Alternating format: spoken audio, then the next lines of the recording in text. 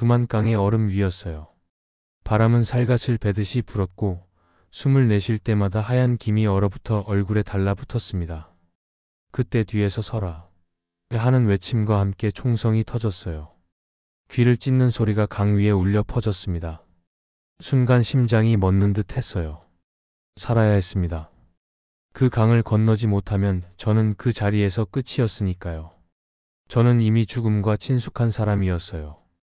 감옥에서 하루에도 수십 구의 시체가 나가던 그곳에서 살아남은 몸이었습니다. 사람의 생명은 파리보다도 가벼웠고 인간의 이름은 숫자로 불렸어요. 그곳에서 저는 믿었습니다. 세상은 힘이 센 자의 것이며 살아남는 것이 정의라고요. 그래서 저는 주먹으로, 폭력으로, 분노로 버텨왔어요. 그런데 지금 얼어붙은 두만강 한가운데서 저는 아무 힘도 없었습니다. 다리는 제 의지가 아닌 것처럼 떨렸고 손가락은 얼어붙어 감각조차 사라졌어요. 뒤에서는 군인들의 고함 소리가 들려왔고 앞에서는 강이 금이 가는 소리가 들렸습니다. 그때 제 머릿속에 떠오른 얼굴이 있었어요. 총탄에 쓰러졌던 제 아버지였습니다. 제 아버지는 북한에서 영웅이라 불리던 사람이었어요. 남한에 3번이나 침투했던 고정 간첩이셨죠. 2번은 성공했고 3번째 임무를 마치고 돌아가던 길에 총격을 받았습니다. 총알이 등에서 들어가 배를 뚫고 나왔대요. 장기가 쏟아져 나왔고 기도가 막혀 숨이 끊어지려던 그 순간 아버지는 총을 청소하는 쇠꼬챙이를 스스로 혀에 걸어 고정하고 장기를 긁어 모아 배 안에 넣은 채 기어서 돌아왔다고 합니다. 그 피투성이 몸으로 살아 들어온 사람, 그가 제 아버지였어요. 그 공로로 아버지는 훈장을 받지 못했지만 영웅의 버금가는 대우를 받았습니다. 김일성 고급 학교를 배정받았고 명절이면 사슴고기 상자와 귤, 산삼이 집으로 배달되었어요. 그 시절 저희 집은 부러움의 대상이었습니다. 저는 어렸어요. 그리고 철없이 믿었죠. 우리 집은 선택받은 집이다. 우리는 위에 있는 사람들이다 하고요. 그러나 영광은 오래가지 않았어요. 총탄의 흔적은 시간이 지나며 독이 되었고 그 독은 아버지의 장기들을 하나씩 무너뜨렸습니다. 간경화, 폐결핵, 신장염, 천식까지요. 마지막엔 복수가 차올라 숨조차 쉬기에 어려웠어요. 그렇게 제 아버지는 12살 제 눈앞에서 조용히 세상을 떠났습니다. 그날 이후 저희 집엔 영웅의 초상화만 남았어요. 그리고 가난과 분노가 함께 들어왔습니다. 아버지가 떠나자 사람들은 우리를 외면했어요. 학교에서는 친구들이 수군거렸습니다. 아버지 없는 애라고요. 그 말은 칼날이 되어 제 가슴을 베었어요. 저는 늘 맞고 다녔습니다. 키는 컸지만 마음은 작았어요. 때로는 세상이 저를 놀리는 것 같았습니다. 집으로 돌아오면 어머니는 가만히 저를 바라보다 한숨을 쉬셨어요. 그러던 어느 날 그분의 눈빛이 달라졌습니다. 그날도 저는 맞고 돌아왔어요. 어머니는 아무 말 없이 저를 밖으로 내몰았습니다. 때리고 오기 전엔 들어오지 말라고요. 그 말은 명령이었어요. 저는 겁이 났습니다. 밤 공기는 차가웠고 옥수수대를 쌓아놓은 더미 사이에 몸을 숨겼어요. 새벽이 되어 집에 돌아오자 어머니는 문을 열어주지 않았습니다. 때리고 왔느냐고 물으시더라고요. 대답하지 못하자 문은 다시 닫혔습니다. 그 순간 저는 알았어요. 이 세상에서 나를 지켜줄 사람은 아무도 없다는 것을요. 그리고 살아남으려면 싸워야 한다는 것을요. 그날 오후 저는 벽돌 한 장을 들고 친구 집 앞에 섰어요. 문이 열리고 그 아이가 나오자 저는 아무 말도 하지 않았습니다. 벽돌을 들어올려 머리를 내리쳤어요. 피가 터지고 아이는 쓰러졌습니다. 저는 도망쳤어요. 그날 밤 저는 처음으로 이겼다는 감정을 느꼈습니다. 집에 돌아오니 어머니는 이미 알고 계셨어요.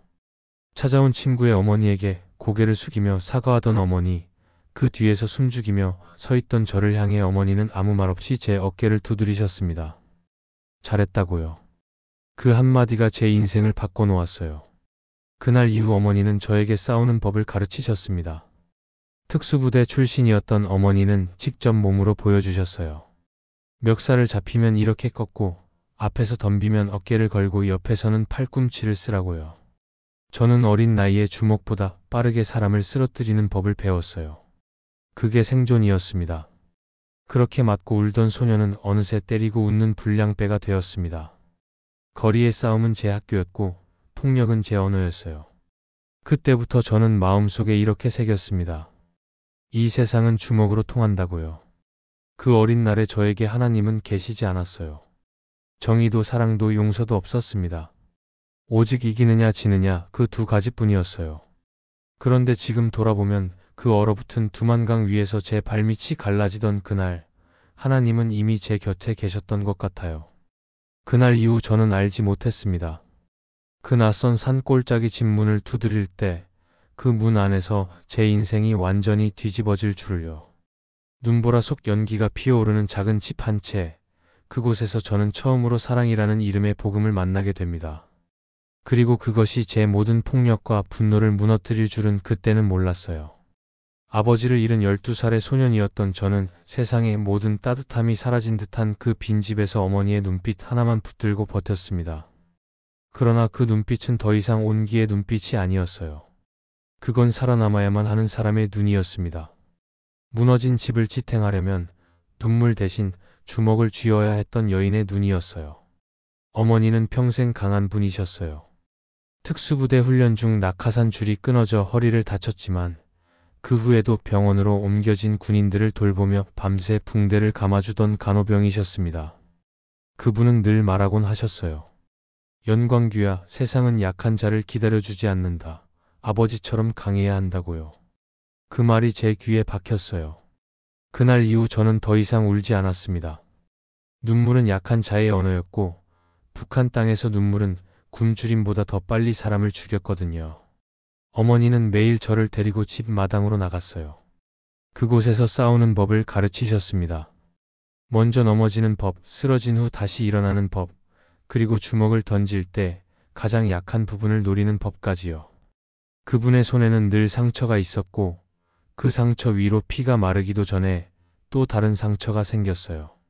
저는 그 손을 보며 자랐습니다. 그 손이 사랑이라 믿었어요. 그렇게 배운 싸움은 곧 제 인생의 전부가 되었습니다. 학교에서는 더 이상 맞지 않았어요. 오히려 저를 피했습니다. 주먹으로 세상을 다스릴 수 있다고 믿던 그 시절, 저는 처음으로 존경이라는 말을 들었어요. 누군가 제게 머리를 숙였고 저는 그게 힘이라고 착각했습니다. 그러나 주먹으로 세운 세상은 너무 쉽게 무너지더라고요. 북한의 공기가 변하기 시작했습니다. 김일성이 죽고 고난의 행군이 시작되었어요. 사람들은 쌀보다 시체를 더 자주 봤습니다. 거리엔 굶어 죽은 사람들의 시신이 늘어섰고 철길 아래에는 아이들의 시체가 들개에게 뜯겨 있었어요. 저는 그 속에서도 살아남았습니다. 배고픔은 저를 더 잔인하게 만들었어요. 굶주림은 사람을 짐승으로 만듭니다. 하루에 한 끼를 먹을 수 있으면 부자였고 밤마다 도둑질을 나가지 않으면 아침에 눈을 뜰 수 없었어요. 저는 그때부터 폭력을 생존의 수단으로 삼았습니다. 남의 집 마당을 넘어 식량을 훔쳤고 걸리면 때리고 들키면 도망쳤어요. 그것이 죄인지조차 몰랐습니다. 아니 알아도 아무 상관이 없었어요. 죄보다 배고픔이 더 무서웠으니까요. 그러던 어느 날 저는 그날도 먹을 것을 구하러 나갔다가 돌아오지 못했습니다. 그날이 제 인생의 또 한 번의 낭떠러지였어요. 외삼촌이 보위부에 끌려갔다는 소식을 들었습니다. 그분은 중국과의 국경을 오가며 장사를 하셨어요. 고난의 행군 시절 사람들은 살기 위해 국경을 넘었거든요. 그러나 삼촌은 돌아오지 않았습니다. 며칠 뒤 시신이 돌아왔어요. 손톱은 모두 뽑혀 있었고 갈비뼈는 부러져 있었습니다. 그를 그렇게 만든 사람이 바로 제 상관이었어요. 그 소식을 들은 저는 눈앞이 하얘졌습니다. 그날 밤 저는 술에 취했어요. 그리고 그 상관을 찾아갔습니다. 말도 없이 주먹을 날렸고 그는 그대로 쓰러졌어요. 그가 죽을 줄은 몰랐습니다. 하지만 며칠 뒤 그는 어혈로 사망했어요. 그날 밤 저는 체포되었습니다. 죄목은 상관 폭행이었어요. 그러나 며칠 뒤 그가 죽자 죄명은 살인으로 바뀌었습니다. 재판은 형식적이었어요. 판결은 단 한 줄이었습니다. 10년형이라고요. 그날 이후 저는 이름이 사라졌어요. 번호만 남았습니다. 그리고 회령 정치범 수용소로 보내졌습니다.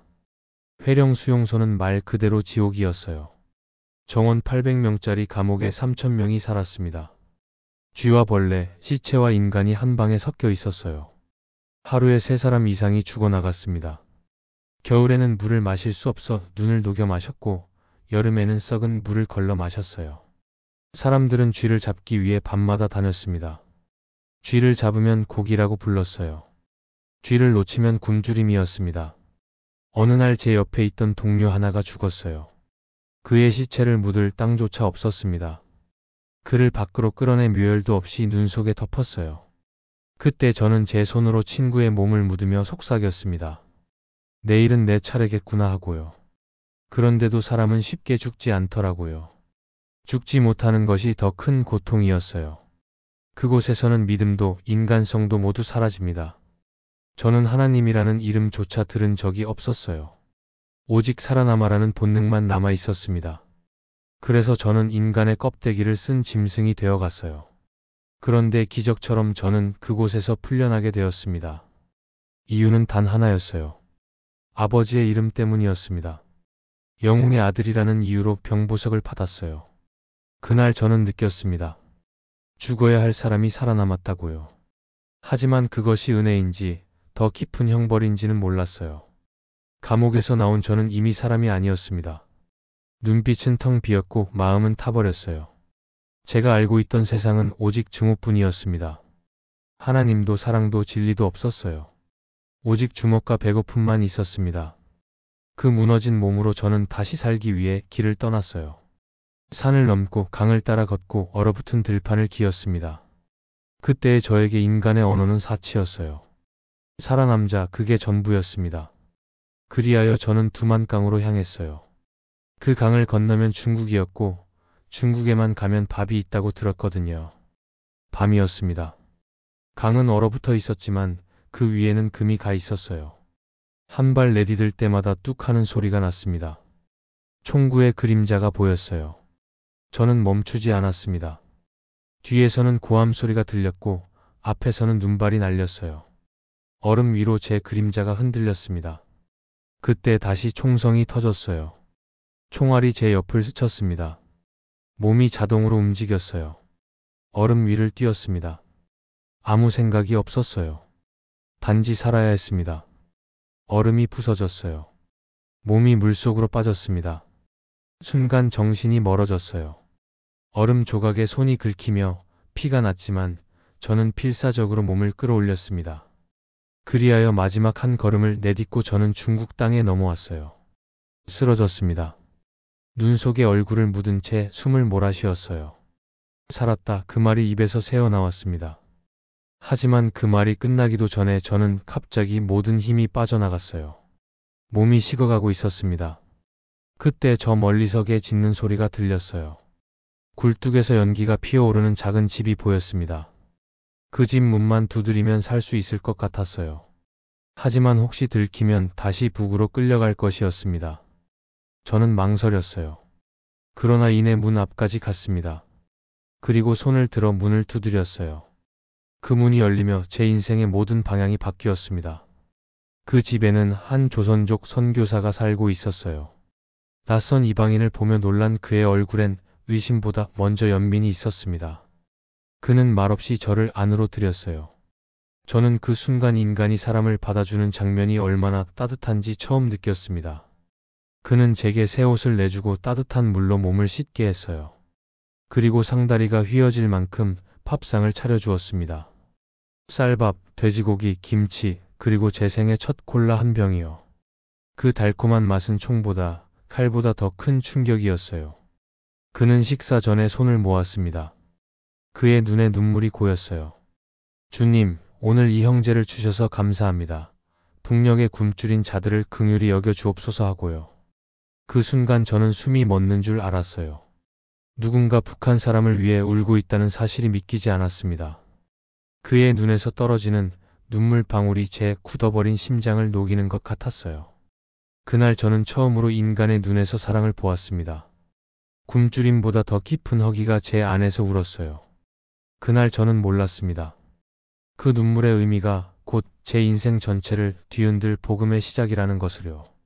그날 밤 저는 낯선 사람의 집 마루 끝에 누워 잠들었습니다.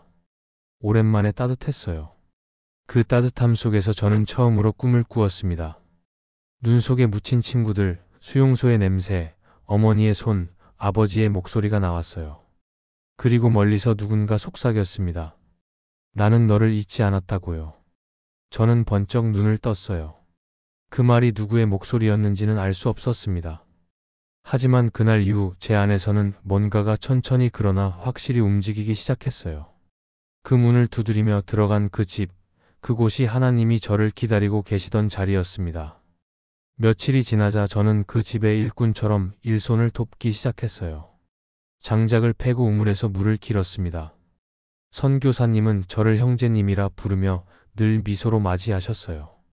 저는 아직 하나님이 누군지도 몰랐지만 그분의 눈빛은 설명할 수 없는 평안을 담고 있었습니다. 그분은 밤마다 기도하셨고 새벽에는 늘 찬송을 부르셨어요.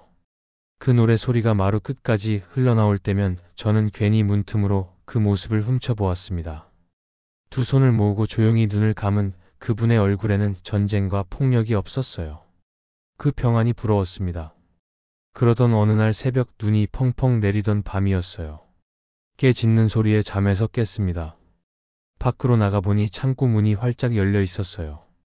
쌀자루, 기름통, 밀가루, 그리고 제가 입던 외투까지 모두 사라져 있었습니다. 도둑이 들었어요. 그때 제 안에서 오래 묻어두었던 분노가 번개처럼 일어났습니다. 이게 사람인가?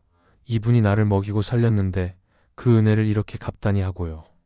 그날 오전 선교사님은 조용히 무릎을 꿇고 기도하셨어요.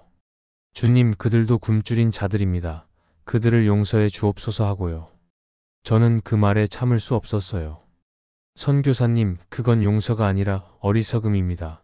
저 사람들은 은혜를 모릅니다 하고 말했죠.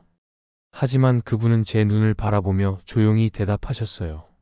광규 형제님, 미움은 미움을 낳습니다. 누군가는 이 고리를 끊어야 하지 않겠습니까? 하고요. 그 말이 제 귓가에 오래 남았어요. 그러나 분노는 이성을 덮었습니다. 저는 결국 말없이 문을 나섰어요. 눈 위에는 세 사람의 발자국이 뚜렷이 남아 있었습니다. 그 길은 산으로 이어져 있었어요. 저는 손에 들린 몽둥이를 꽉 쥐었습니다. 이번엔 내가 옳다, 내가 정이다. 그 생각 하나로 눈길을 밟으며 산을 올랐어요. 눈이 허리까지 쌓여 있었고 숨이 막혔습니다. 그러나 분노는 제 몸을 끌어올렸어요. 몇 시간을 걸어 올라갔을 때 산비탈 아래 움막에서 연기가 피어오르고 있었습니다. 그 안에는 3명의 남자가 있었어요. 그들은 훔친 쌀로 죽을 끓이고 있었습니다. 제게 먹을 것도 주던 그 쌀이 그들의 손에서 끓고 있었어요. 그 순간 제 시야가 하얗게 변했습니다. 저는 문을 팍 차고 들어갔어요. 이놈들! 하고 소리쳤습니다. 나무 몽둥이가 허공을 갈랐어요. 한 명이 쓰러지고 한 명이 도망치려다 발을 헛디뎌 넘어졌습니다. 저는 세 사람을 한 줄로 묶어 산을 내려왔어요.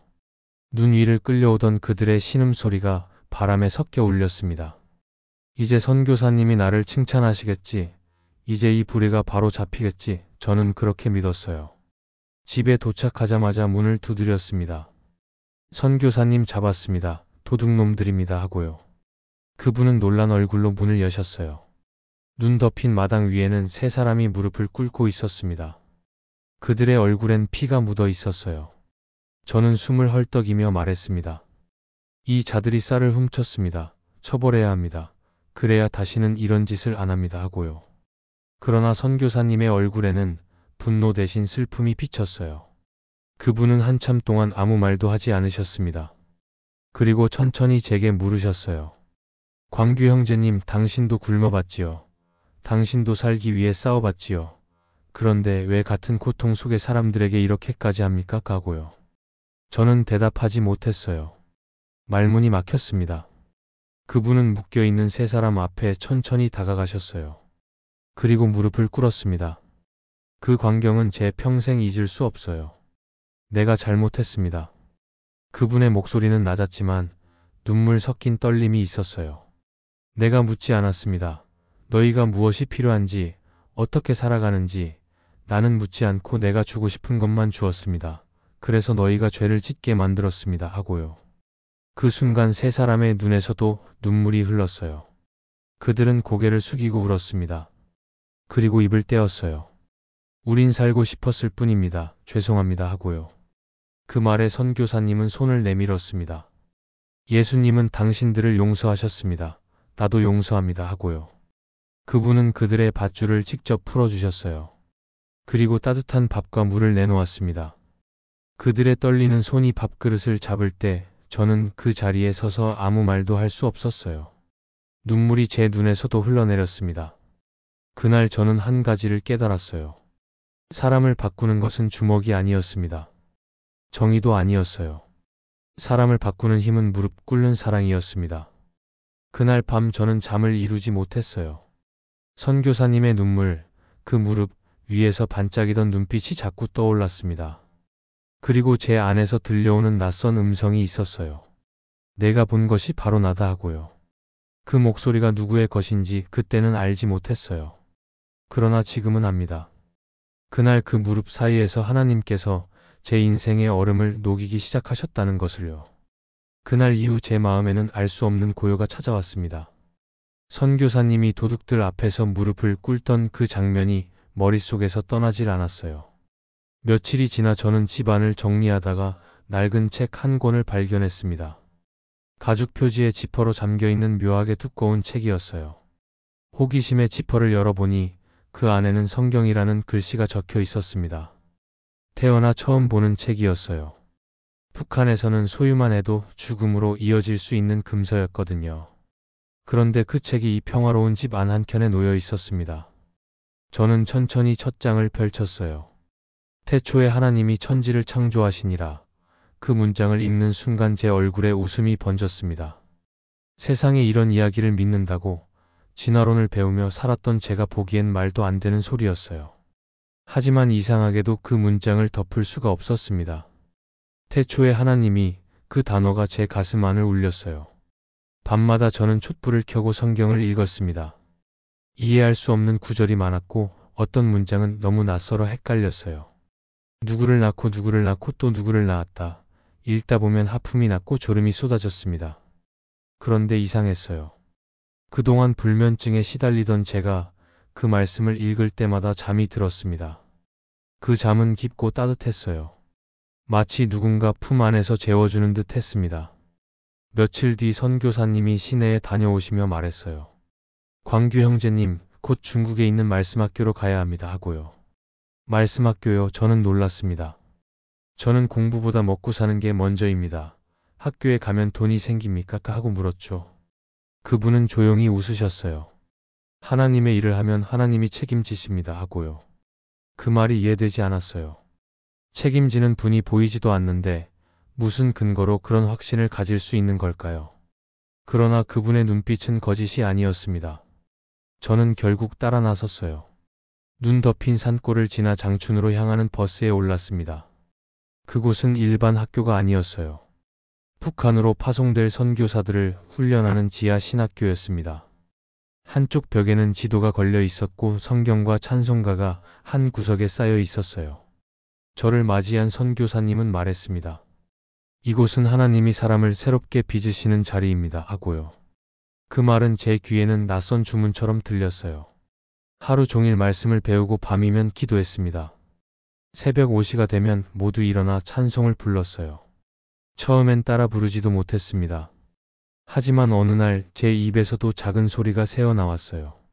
내 영혼이 은총 입어. 낯선 멜로디였지만 그 가사는 이상하게 제 마음을 울렸습니다. 그러던 어느 날 새벽 기도 중에 이상한 일이 일어났어요. 모든 것이 멈춘 듯한 고요 속에서 제 귀에 어떤 음성이 또렷하게 들려왔습니다. 내가 이제 너를 보내리니 너는 내 백성을 인도하여 나오게 하라. 출애굽기 3장 10절의 말씀이었어요. 저는 두 눈을 뜨고 주변을 둘러봤습니다. 아무도 없었어요. 그 음성은 사람의 것이 아니었습니다. 그 순간 저는 엎드렸어요. 눈물이 쏟아졌습니다. 하나님, 제가 죄인입니다 하고요. 그때 제 몸이 떨렸어요. 마치 안에 있던 모든 죄와 분노가 빠져나가는 듯 했습니다. 수용소의 어둠, 피 묻은 손, 증오로 얼룩진 과거가 눈물과 함께 쏟아져 나왔어요. 그날 새벽 저는 처음으로 회개라는 것을 경험했습니다. 그리고 기적 같은 일이 일어났어요. 소년 시절 싸움으로 다친 머리 흉터가 있었습니다. 머리카락이 나지 않아 늘 모자를 쓰고 다녔는데 그 금식 기도를 하던 중 그 자리에 새 머리가 자라기 시작했어요. 스스로도 믿기지 않았습니다. 하지만 그건 분명히 하나님께서 제게 보여주신 표적이었어요. 그 후 선교사님은 제게 말했습니다. 이제 다시 그 땅으로 돌아가야 합니다 하고요. 어디로요 했더니 북한으로요. 그곳은 당신의 과거이자 하나님이 당신에게 맡기신 땅입니다 하고요. 그 말을 듣는 순간 온몸이 굳어졌어요. 그 땅은 제게 지옥이었습니다. 총소리, 굶주림, 죽음, 다시는 돌아가고 싶지 않은 곳이었어요. 하지만 기도할 때마다 한 음성이 들렸습니다. 네가 본 고통의 땅을 내가 사랑한다 하고요. 그날 밤 저는 십자가 앞에서 무릎을 꿇었어요. 하나님, 저는 그곳을 미워했습니다. 그러나 이제는 사랑하게 해주십시오 하고요. 그 기도는 짧았지만 제 인생을 뒤집어 놓았습니다. 사람은 복음을 배워서 변하는 것이 아니에요. 복음은 우리를 무릎 꿇게 하여 변화시킵니다. 제 안에 있던 증오와 교만이 꺾일 때 비로소 저는 하나님의 손이 제 삶을 만지고 계심을 느꼈어요.